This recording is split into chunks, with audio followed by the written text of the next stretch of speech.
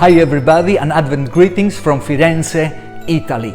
In the Gospel of John, chapter 4, verse 37 and 38, Jesus is speaking with his disciples, and he tells them that one sows and another reaps.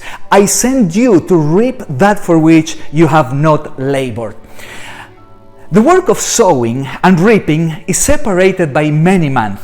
Sowing naturally happens during springtime, and reaping begins in the fall. Now, reaping is rewarding because you get to see the results. It gives you satisfaction. But sowing, it's a hard work because there is no immediate reward and no instant results.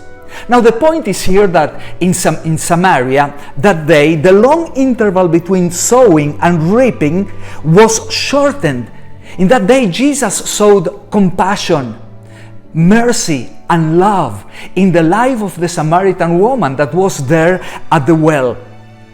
And as the result, there was an abundant harvest in Samaria, in the whole of community. Now, the disciples were not present. They did not know what Jesus saw in the life of the Samaritans, of this woman. And when they came back, they had the blessing of testifying and collecting a big harvest. This teaches us that we never know what God will do in the life of a person when we sow the word of God. We have all different parts to play in the work of God in the world. Some sow, others water, others still reap, says the Apostle Paul. But notice, Jesus says here, I send you to reap that for which you have not labored.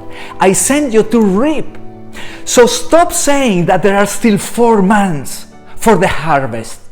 Quit saying and telling yourself that people in a secularized culture are no longer interested and that no one will respond today to the gospel of Jesus Christ. That's simply not true. There are always people that are ready to respond to Jesus and to the gospel. We don't know who has been praying for them. We don't know who has maybe sought the word of God while they were small in Sunday school.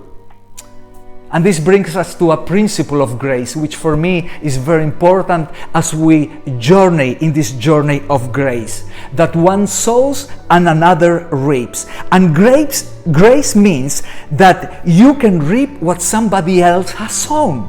Grace means that we get to harvest what Jesus has sown. This is the good news for every person today, for you and for me, that we don't need to reap what we have sown.